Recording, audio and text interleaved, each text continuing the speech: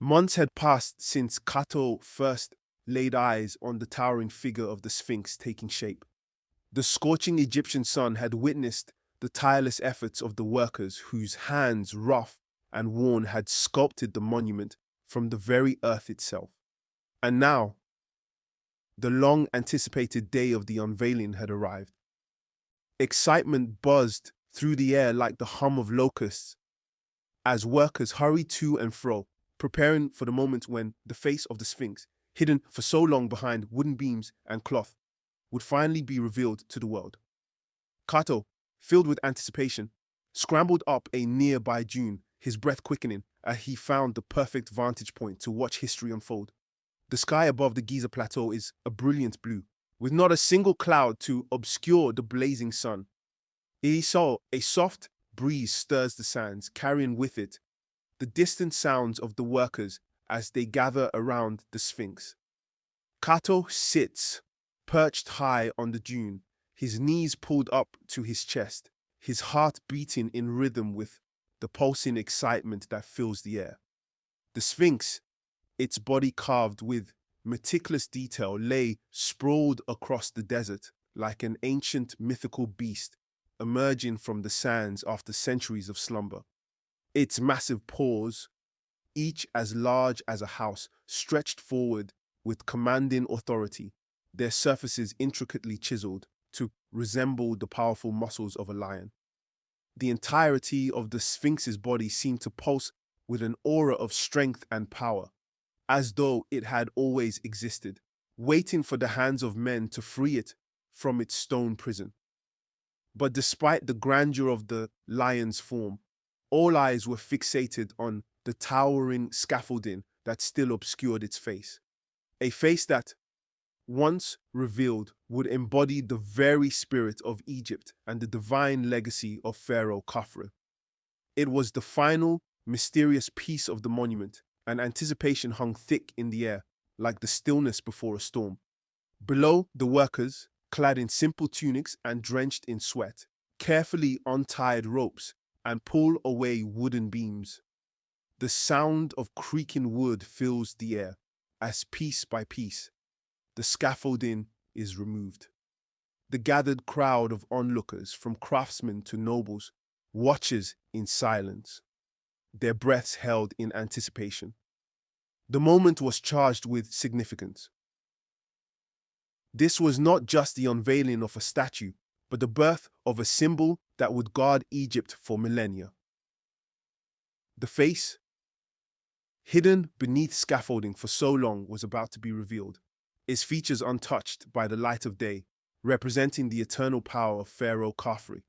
For Kato, anticipation hung heavy in the air, as if time itself had slowed. The desert seemed to hold its breath, and every second stretched into eternity. The crowd stood in silent awe, knowing they were witnessing history being carved into stone, a moment that would be remembered long after they were gone. The last piece of scaffolding is lowered to the ground. A hush falls over the crowd. Slowly, the golden light of the sun touches the stone face, illuminating it inch by inch. Kato's breath catches in his throat as the features of the lion man are finally exposed. It's beautiful, just like I imagined. The face was magnificent, a perfect blend of human and lion, with the regal features of Pharaoh Khafre sculpted into the stone with a precision that seemed almost divine, as if the gods themselves had guided the hands of the sculptors. The eyes, though carved from solid rock, appeared to hold the wisdom of the ages, gazing proudly and eternally toward the horizon where the sun would rise each morning, a symbol of rebirth and continuity. The Sphinx's expression was both fierce and serene, embodying strength and calm, a vigilant guardian of both the living and the dead, its silent watch stretching far beyond the comprehension of those who stood in awe before it. Kato's heart swells with pride as he looks around at the crowd. Some of the workers stare in awe, their mouths agape, while others, hardened by years of labor, nod in quiet approval. A few of the elders whisper prayers to the gods, their hands raised toward the sky. The nobles, draped in fine linen, murmur amongst themselves, but even they cannot hide their amazement. The Sphinx was no longer just an idea whispered about in the bustling marketplace, nor was it merely a collection of stones meticulously shaped by the hands of skilled artisans. It had come to life in the hearts of those who beheld its grandeur, a monument that seemed to pulse with the very spirit and essence of Egypt itself. The Sphinx had transcended its physical form, becoming the guardian Meresank had spoken of, imbued with a sense of divine purpose. Its eternal, unblinking gaze stretched far across the desert, watching over the land and its people. It has a silent protector against the ravages of time and chaos. Kato climbs down the dune and approaches his father, who is standing among the workers. Kato rushes down the dune, the sand slipping beneath his feet, and weaves through the crowd until he reaches his father. His father, a proud yet weary man, stands among the workers, wiping the sweat from his brow. His weathered face is streaked with dirt, but his eyes are fixed on the Sphinx, gleaming with pride. Father, do you think it will last forever? Will the Sphinx always watch over us? The Sphinx is a guardian, Kato. It will watch over this land long after we are gone. It will stand here through storms, wars, and time itself. Pharaoh Khafra's spirit will live within it, and it will protect Egypt for all eternity. Kato looked back at the Sphinx, its newly revealed face bathed in the warm light of the afternoon sun.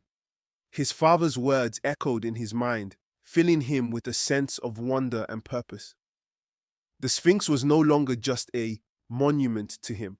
It was a symbol of endurance, of strength, and of the deep connection between man and the divine.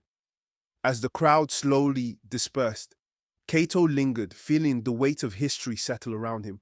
He knew that he had witnessed something extraordinary, something that would last for generations to come. As the sun dips low in the sky, casting long shadows across the desert, the Sphinx seems to come alive with the fading light.